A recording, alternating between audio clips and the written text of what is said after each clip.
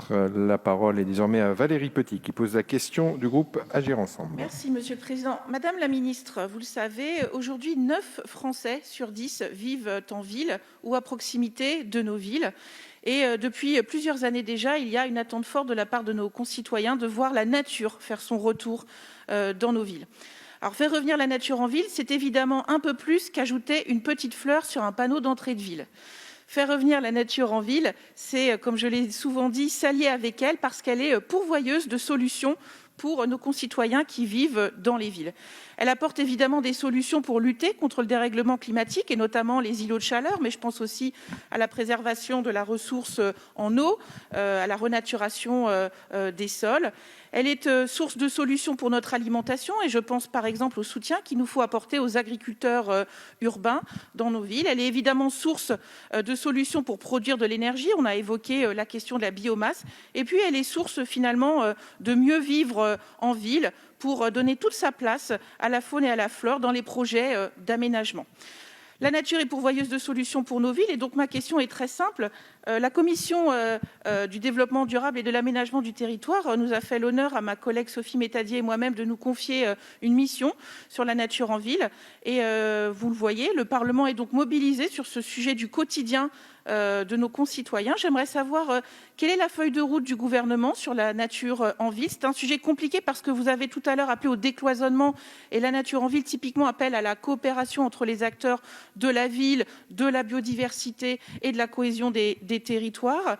Et j'aimerais aussi savoir de quelle façon vous comptez mobiliser justement tous ces acteurs qui viennent de différents horizons pour que nous puissions avancer et répondre à cette demande forte de nos concitoyens. Je vous remercie. Merci à vous, Madame Petit. Madame la Ministre, vous avez la parole.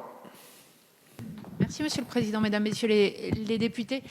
Madame la députée Petit, d'abord merci de vous engager dans ce travail à nos côtés sur cette nature en ville et sur toutes les solutions que nous avons à déployer, à massifier pour redonner effectivement ces aménités du tissu urbain à nos enjeux de résilience des territoires. Malheureusement, les différents confinements que nous avons connus l'an passé nous ont montré l'urgence de recréer d'abord ces espaces en termes de qualité de vie, d'îlots de fraîcheur, effectivement, mais aussi dans des solutions qui sont pour le moment entendues comme très techniques, mais qui pourtant participent largement du quotidien du bien-être des Français et à nouveau d'une gestion beaucoup plus raisonnée des ressources. On pense notamment à la ressource en eau. La gestion des eaux pluviales nous fait connaître des leviers absolument importants et nécessaires dans le tissu spécifiquement urbain.